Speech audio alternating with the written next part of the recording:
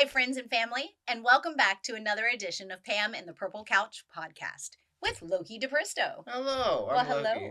Um, How are you, Loki? I'm doing the best I can, I'd say. Yeah, Today's episode will be generally about burnout and how will we try to cope or try to absolve that said burnout. It's absolutely. And that happens a lot, especially in today's society with the pressures that are mhm. put on individuals. Expectations from parents, deadlines, school assignments, trying to convey that you want to be with the group most of the time, but most of the time you feel like you're going to have to conform to special needs or try to fit in with most groups or Yep. try to cram as much work in as possible. There's a lot of things that can cause burnout generally, Yes. and in this episode we're going to attempt to talk about all types of burnout and try to figure out a way to say burnout is all right, because it generally is. It's a human emotion that we're all going to feel sometimes, and we're all going to say, all right, I'm kind of getting sick of this, and we gotta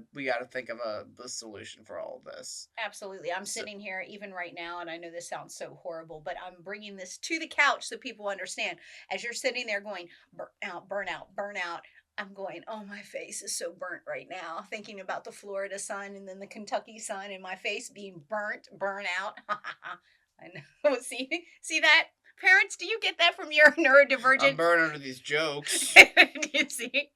This is how our house is. I think I'm hilarious. Loki just gives me that look. That may be my own burnout speaking. But we all have burnout, don't we? Yes. You have burnout whether you're neurotypical, you have burnout if you're neurodivergent, you have burnout, I think, if you're an animal. I think our animals sometimes, when we've literally been like, come here, come here, come here, and they're like, We're go using the word away. burnout more frequently here. I'm also going to say burnout and exhaustion are Yes. also two very synonymous But do things. we get the exhaustion from the burnout? I'd say exhaustion can come from multiple things, but in this case, we could also say that we feel exhausted from a lot of work being put on us. We feel So, exhausted from having an emotional breakdown. Like, okay, but where I'm going is for parents of a neurotypical or neurodivergent loved one. hmm If you start seeing your loved one come home and go to bed, you start seeing them going to bed before their normal bedtime. If you start seeing them asleep on the couch at 5 o'clock when they normally don't go to bed until 10, these are trigger signs that you should be watching. It could be a growth spurt, but it could also be emotional burnout, mental burnout, and the burnout comes when we allow the stressors. Remember how we talked about that episode between, the anxiety and stress and putting all of these pressures on you?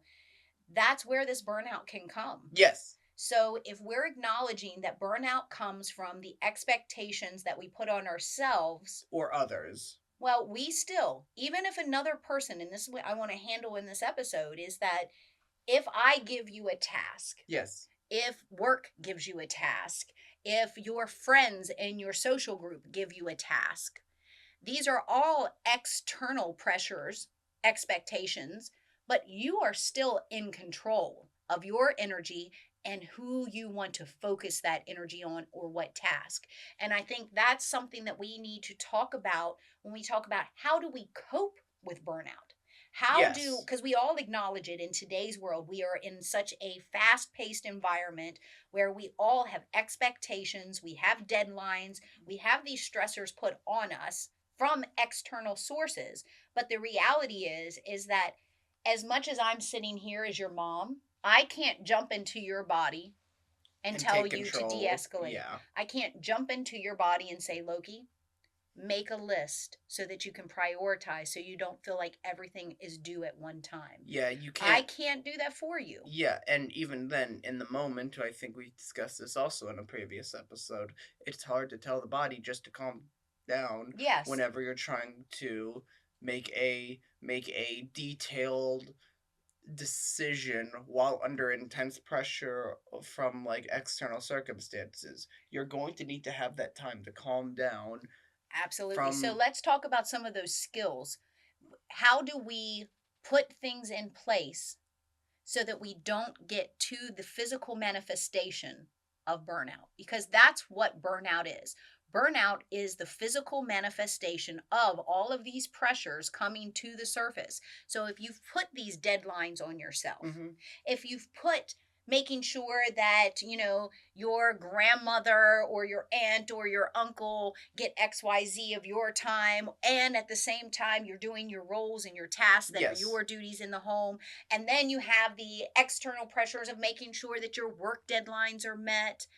These And are all things that come into play. yes, and I'd also like to say that, though we're probably going to discuss this later in the episode, the other type of burnout of repeating actions for so long can cause burnout as well through use cases of wake up, go to work, go away, wake up, go work, go away, wake up, go So you work, go get into away. this routine, and the routine almost comes so redundant that Yeah. you're burnt out of it, because it is just so same thing that you're saying, ABC, ABC, Yeah. ABC, And then you ABC. start getting sloppy with your work because you everything just becomes like this like mental rehearsal of just like doing the same loops over So and you know what over this sounds again. like to me. Do you remember your NCS training? Do you remember when we went through and we talked about living in the present moment? Mhm.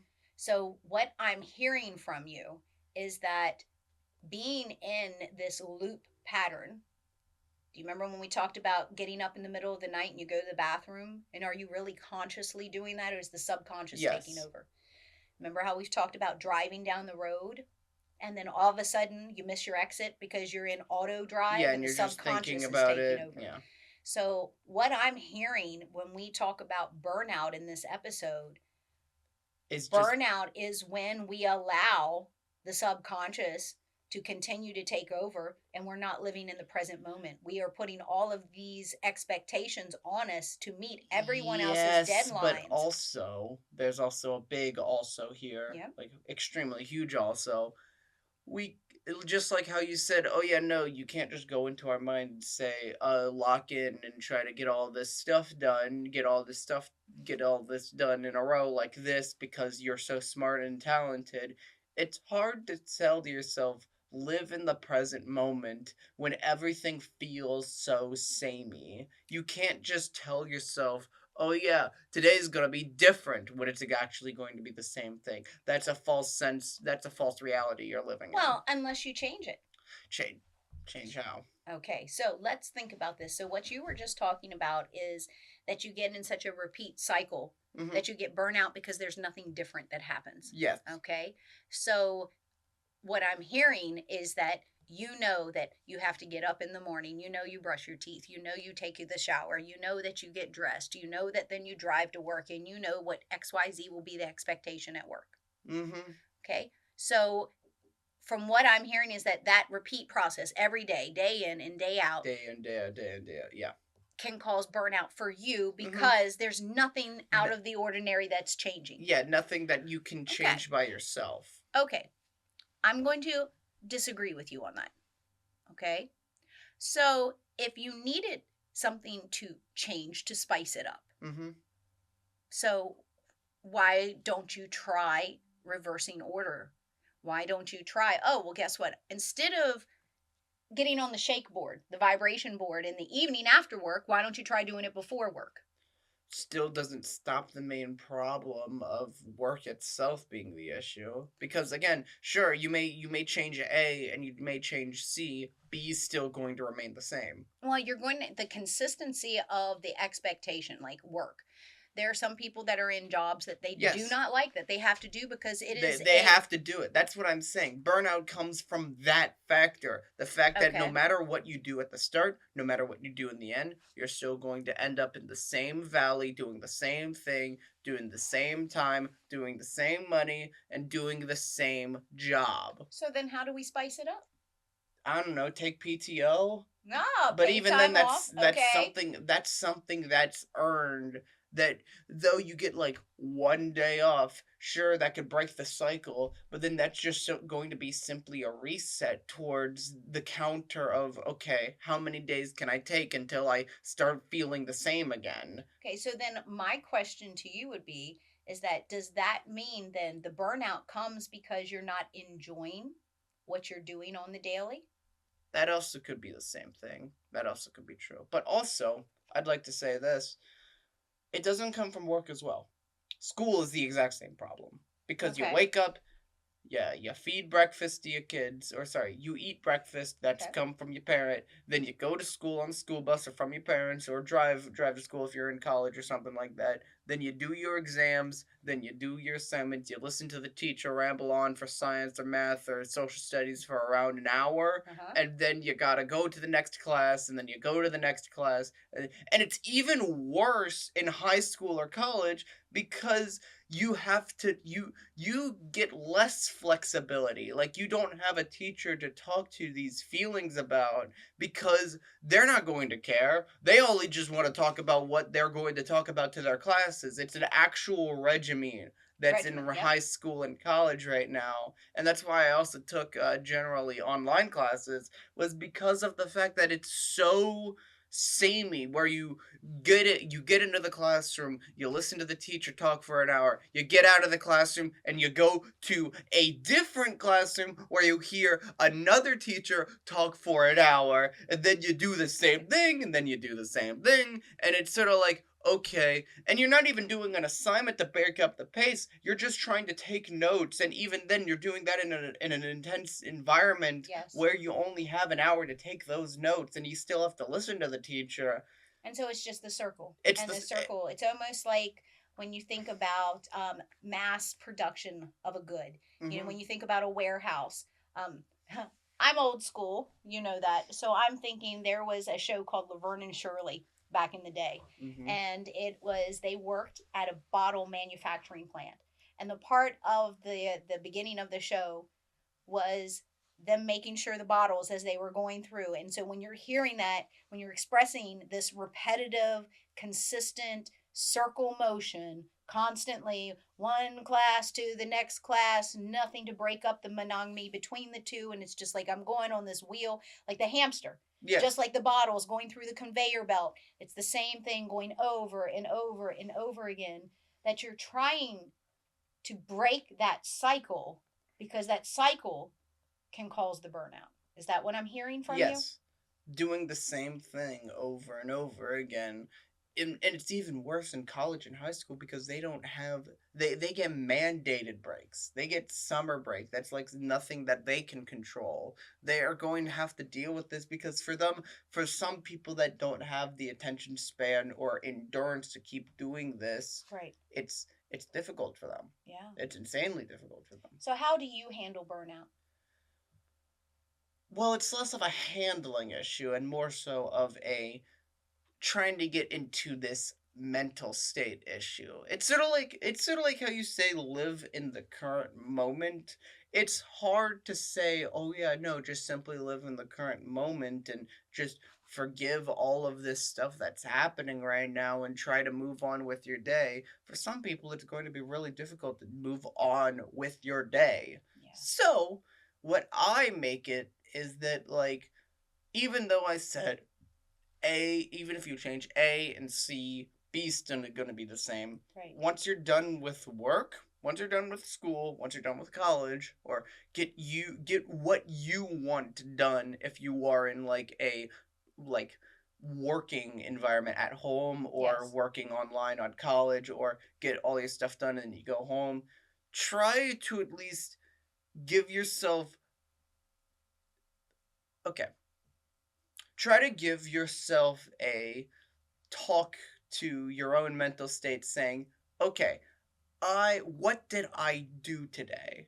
Because having that reminder of what you did, even if I do this also at work myself Mm-hmm. right now, I try to give myself a reminder of what I did today, because I need to remind myself is that I'm not doing repeated motions even though it feels like I am. Oh, I love that. Because even that requires, like, listen, I'm not saying to all the college and high school students, and listen, parents, if I hear that, oh yeah, no, I forced my kid to look at their own notes and read them, don't do that. Make them just glide over what they written in their notes, or like as a worker, look, like, try to keep a note or tab on like what you've completed, Oh, so and like just the like, Monday task list, yeah, you're able to see by using the task list what all you got accomplished that day. Yeah, and realize that it's not all the same. Yes. Realize that you have things to strive for, and you have things to strive for when you're done with work. Once you're done with all that, you can go home and like talk to your friends online. You could go home and like go to the park. You could go home and like you can do what you want and still have achievements you can set yourself to break away at the tedious burnout that you get. So I think that's my answer. To break burnout, simply set achievements and look at what you've done once you're done with work or school or whatever. So, parents, what Loki is trying to get through here is that while your child is working, whether it's in college, whether it's in high school, whether it's in elementary school, and I say elementary school because remember, we talked about the 1 to 2 hours of homework a night. Take a moment once they've completed all that to encourage them to see all the things that they did accomplish in that day. That's what I'm hearing from Loki, from the Correct. neurodivergent side, and not just that, the neurotypical as well, is that if we take a moment to reflect and we look, and I think about, people that write lists and they cross off the task as they're completing them throughout the day, is that though we do that, do we take a moment to go, wow, look at everything I actually achieved today instead of already seeing the tasks that are in front of you tomorrow.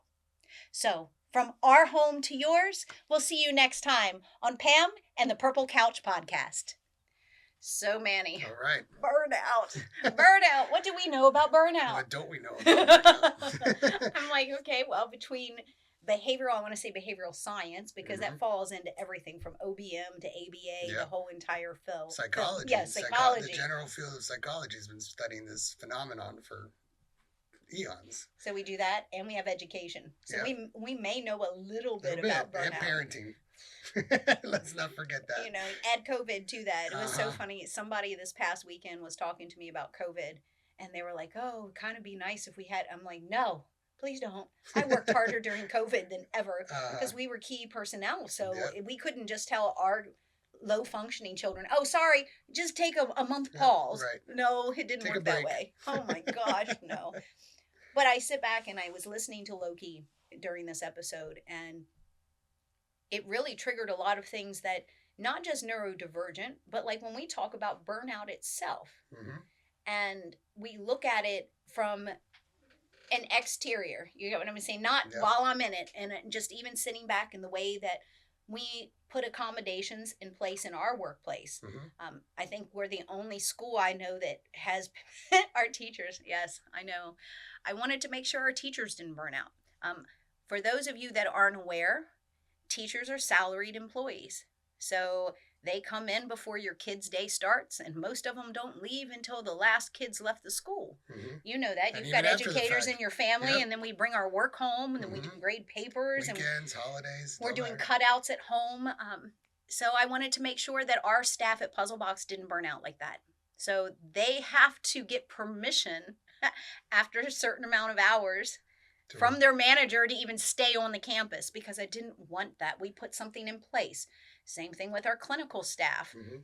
We put accommodations in place to help our clinical staff because they also, have some tough kids that they work on day in and day out, and not knowing the home life of all of our own staff. Those are our I don't know. I want to say it's our people. They're our responsibility. And so we have to make sure that there's balance there. So, we've come up with our own what's the function, WTF days. So we have little things that we put into place for our staff. Academically and clinically. Same thing with like introducing mental health days. Oh, I didn't even think about that. We did that one too, because we want to make sure that we take care of it so our staff can earn extra PTO days. I don't think it's coincidence that we're talking about mental health and burnout in the month of May. Because it's mental health awareness, right? That's kind of coincidental, I think. But no coincidences, only synchronicities. It was meant to be. It was meant to be serendipitous. And I think, one of the things we were talking about earlier with burnout. So just from a pure, psychological behavioral science standpoint, what is burnout, right? Burnout's an outcome. Yes. It's the outcome of stress or anxiety or whatever. But really, what burnout ultimately is, it's just an outcome. It's an outcome of a failure to recognize the triggers and the signs of burnout. Yes. Right? And failure to recognize it and do something about well, can we let's leads to rewind. burnout. We didn't recognize the triggers that would have implemented that this person is going through burnout. Right. So just like when we see a child and we could be across the room and we're like, okay, Johnny's about to blow. Yeah. I can see it. I can see it in his tells. Then we have to also be looking out for that in our home. Absolutely. And in our workplace if we manage others. Yeah. In home, I can tell you, we brought Loki up, and this is supposed to be Loki and I on the couch. So I watch for growth spurts. I know he's very cyclic. So I know that after Halloween, October 31st in the United States, after that time frame between then and the new year, it's always been. Even in school, academic, I get I'm coming home and I sleep as soon as I get home. His food will go down. He won't eat as much as normally, and lots of sleep. Okay. I could go back through reports from school, teachers like, hey, Loki's having a hard time focusing. I'm like, yep, he will for the next 2 months until after we get done winter break. It used to worry me, but then when I started noticing the cyclic pattern, the biggest part is after the holidays, all of a sudden the shoe size would go up again. Oh, interesting. You get what I'm saying? Sure. So now that he's an adult, I don't have that to worry about because he's kind of mellowed out in those big boxes that he wears. But those are things as parents. And I could then, after years, be like, okay, this is his time. I know that he's cycling through this. And I know that for him, that was a growth spurt. But even with burnout, as an employee, not as a student any longer, I know those signs now. I know when he comes home and just wants to sleep. When even in his own social, he's like, nope, I'm not going to be on Discord. I'm going to bed at 10 and I sleep for 13 hours. On the weekend, when all of a sudden you see your kids that are like, oh, they start to back off a little bit. These are signs that where we used to think of it as growth spurts. Now we have to, like you said, if burnout is simply the effect of whether it's anxiety, stressors, things or expectations that our children have put on themselves.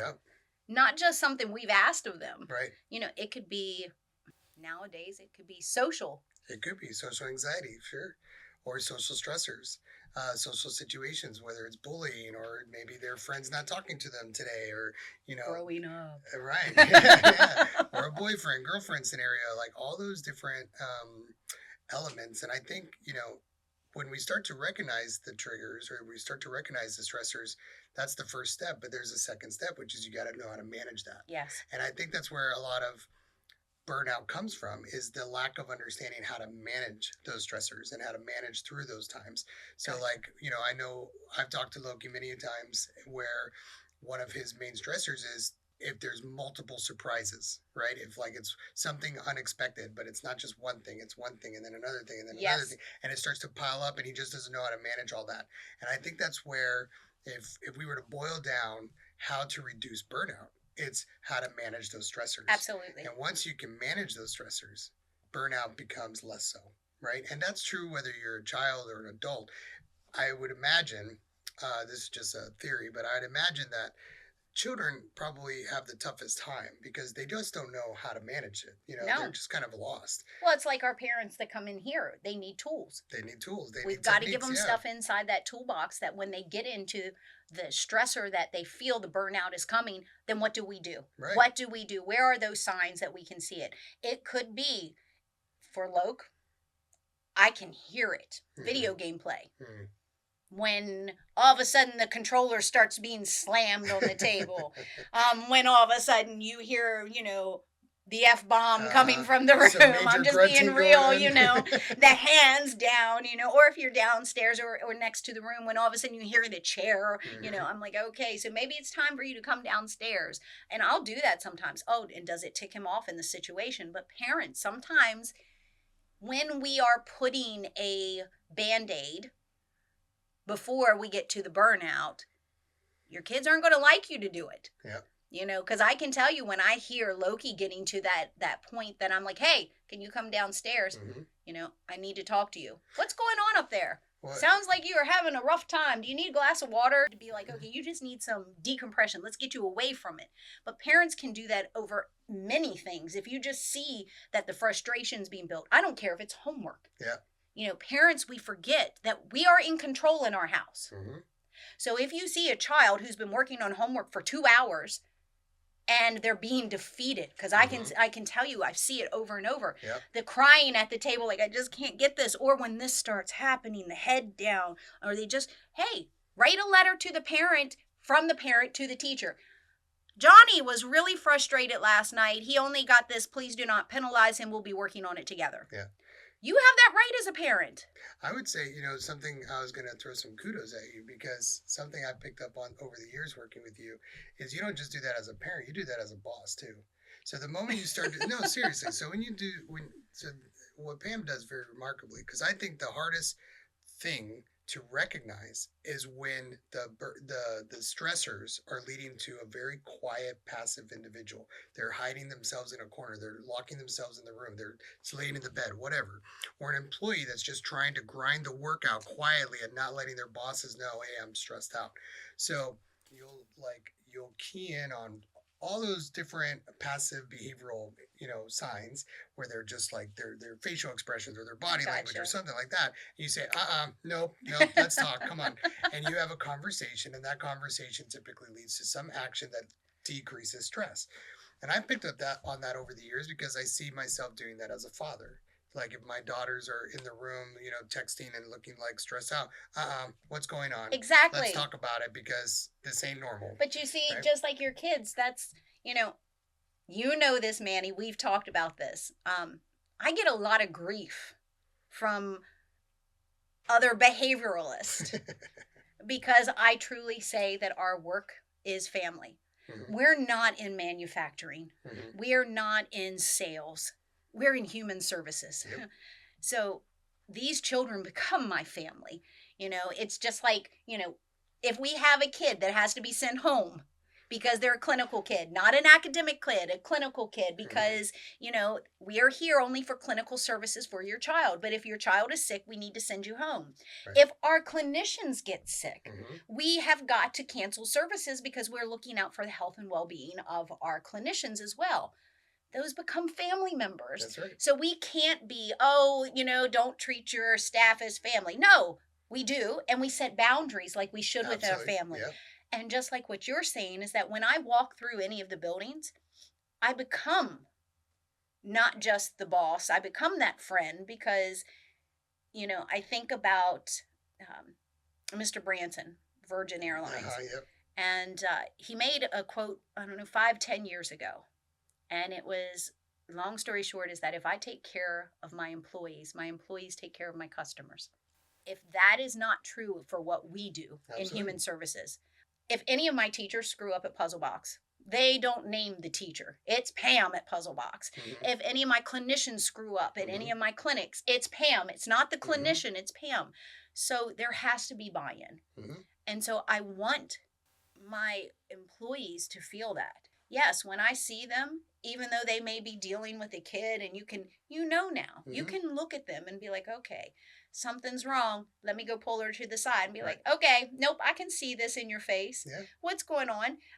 Has this one been screaming all day? Has this one been pulling your hair all day? Okay, do we need to use a WTF card? What's the function? Yeah, right. Do we need to do that to help our staff members out? Right. But it's like you said, it's noticing those things. Got to notice those signs, got to notice the triggers, the behavioral cues, and then do something about it. Because if you don't do something about it, then it will lead to burnout, which has all the physical ailments, the emotional ailments, the psychological ailments that come with that.